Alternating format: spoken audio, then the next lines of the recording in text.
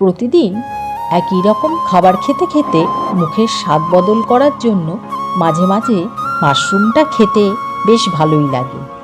Hello friends, Suparna unplug চ্যানেলে তোমাদেরকে স্বাগত। আজ আমি মাশরুম রান্না করব, তাই ভাবলাম রেসিপিটা তোমাদের সাথে একটু শেয়ার করি।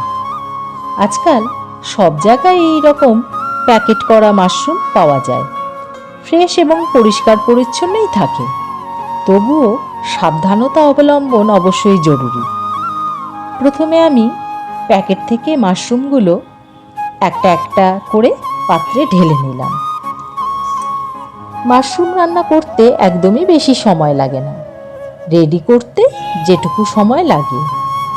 যাই হোক, মাশরুমের গাগুলো পরিষ্কারই থাকে, তবুও মাঝে মাঝে কালো কালো কিছু ছোপ ছোপ দাগ দেখতে পাওয়া যায়। সেই জায়গার ছালটা একটু ফেলে দিলে পরিষ্কার হয়ে যায়। এবার একটা পাত্রে জল নিয়ে বেশ দুবার করে মাশরুমগুলোকে কচলে কচলে ধুয়ে নিলাম। ওই যে বললাম, যতই হোক ছত্রাক জাতীয় জিনিস তো সাবধানতা অবলম্বন করা ভালো। দুবার করে ভালো করে ধুয়ে নিয়ে এবার মাশরুমগুলোকে ছোট ছোট টুকরো করে কেটে ফেললাম। অনেকে একটা মাশরুমকে 2 ভাগ অথবা 4 ভাগ করে কাটে। একে একে সব মাশরুম আমার কাটা হয়ে গেল। এবার একটা পাত্রে একটু জল গরম করতে দিলাম। জলটা ফুটে গেলে মাশরুমের টুকরোগুলো জলে দিয়ে এই 5 মিনিট একটু ফুটিয়ে নিলাম। তারপর কোনো ঝাঁঝরির মধ্যে দিয়ে জলটাকে ছেঁকে ফেলে দিলাম।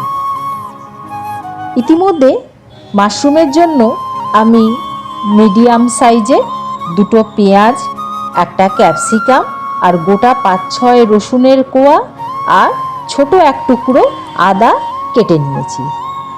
কড়াই গরম হয়ে গেলে প্রথমে দিয়ে দেবো 4-5 টেবিল চামচ সাদা তেল। তেল গরম হয়ে গেলে প্রথমেই পেঁয়াজটাকে ভেজে নিলাম।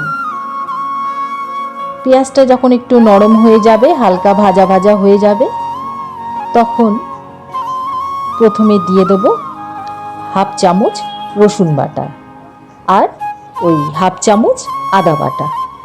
এবার আদা বাটা এবং রসুন বাটা পেঁয়াজের সাথে যখন একটু ভাজা ভাজা হয়ে যাবে, প্রথমে দিয়ে দিলাম 1/2 চামচ হলুদ, 1/2 চামচ লঙ্কা, 1 চামচ ধনের গুঁড়ো এবং 1 চামচ জিরের গুঁড়ো। এইভাবে মশলাটা দিয়ে একটু বেশ খানিকক্ষণ নাড়াচাড়া করার পর দিয়ে দেবো 2টো মিডিয়াম সাইজের টমেটো কুচি।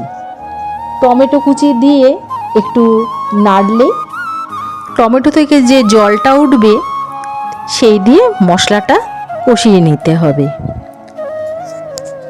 এইভাবে যতক্ষণ তেলটা ছেড়ে আসছে ততক্ষণ মশলাটা কষাতে হবে।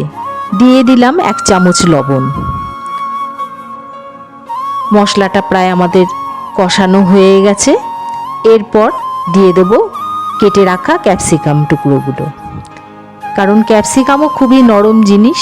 রান্নাটা হয়ে যাওয়ার পরই ক্যাপসিকামটা দিলে বেশ গোটা গোটা থাকে। এবার দিয়ে দিলাম 1/2 চামচ চিনি, স্বাদটা ব্যালেন্স করার জন্য। দিয়ে দেবো এবার মাশরুমের টুকরোগুলো। সবার লাস্টে দেব, কারণ মাশরুম খুব নরম জিনিস, বেশিক্ষণ নাড়াচাড়া না করাই ভালো। আমাদের রান্না প্রায় কমপ্লিট। দিয়ে দিলাম 1 চামচ গরম মশলা গুঁড়ো।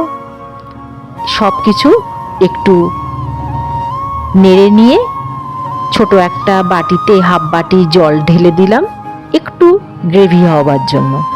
দিয়ে 5 মিনিট জাস্ট একটু ঢাকনা দিয়ে ঢেকে দিলাম।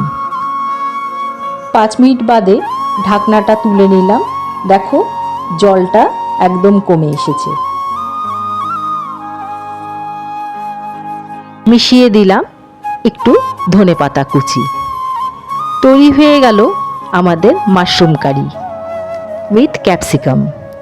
এই মাশরুম রাত্রেবেলায় দিনের বেলায় যে কোনো সময় ফ্রাইড রাইস, রুটি, পরোটা, নান সব কিছুর সাথে খেতে খুব ভালো লাগে।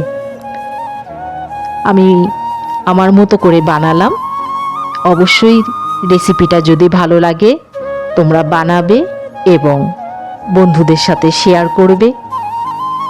আমার আগামী ভিডিও দেখার জন্য আমার চ্যানেলটাকে অবশ্যই সাবস্ক্রাইব করো এবং লাইক, শেয়ার, কমেন্ট করে জানিও।